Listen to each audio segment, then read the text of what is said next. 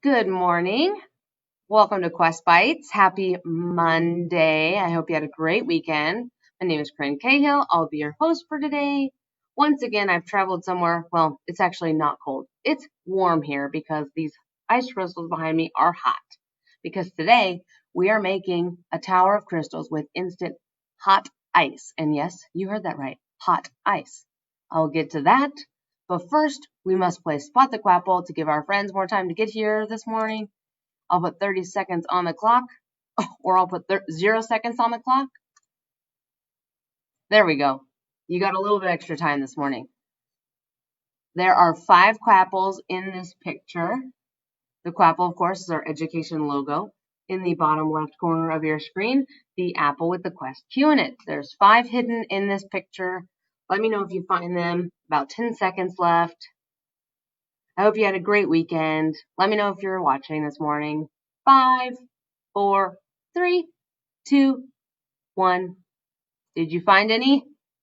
Did you find all 5? I think these 3 here in the front were pretty easy to find, but maybe not those back 2. Let me know if you found them. If you did, great job. If you did not, we'll play again tomorrow. Just be here right at 9:30 so you have enough time to find them all. So like I mentioned, today we are going to be making instant hot ice. So what are you going to need?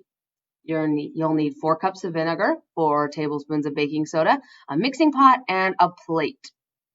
So how do you set this up? First, you are going to put all of your vinegar into your pot.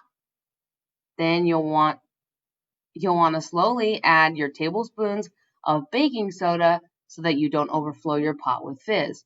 We know that the baking soda and vinegar reaction we learned about a few weeks ago makes all those bubbles. So you want to slowly add those tablespoons of baking soda so that you don't make too many bubbles.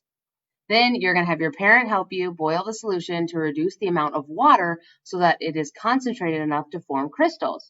You'll cook that for about an hour, and it can just sit on the stove, of course, with your parents' help, so you don't have to be standing over it for an hour. Your solution should start to form crystals on the sides of your pan, which is what you'll use as seeds, and I'll let you know more about that. You'll pour that sodium acetate into a glass container and put it in the fridge for about 30 to 45 minutes. You'll want to reduce the solution down to about a cup or less. And you'll want it to be less than room temperature because the colder it is, the different temperatures it is, the different results you'll have. So why is this going to work? The water molecules keep the sodium acetate from forming crystals. When you cool it, you bring the solution down to a point which it would normally become a solid, and that's called supercooled. The crystals in the tray provide a starting point for crystals to grow in the solution, called a nucleation site. That's what will give the sodium acetate the jumping point to grow off of. And that's why you want to cool it below room temperature so that you can form your ice crystals. So let's watch this one. You can see he puts the crystals there right in the center. You'll want to pour a little at a time so you can watch it grow off of each other. If you pour it too fast, it'll form ice across the bottom of your tray, which is still cool, but we are making ice towers here. So this is how you do it. You pour it very slow so that it all grows on top of each other. The crystallization process gives off heat, so this ice is actually hot to touch, not hot enough to burn, but weird to think that ice would be hot, right? When you do this, be sure to measure your tower of ice and let us know. Send us some pictures of what you're able to create. It is a little fragile, so you can always break it at the end, which is fun. So let us know if you try this. We'll put the instructions in the comments so that you will know how to do it.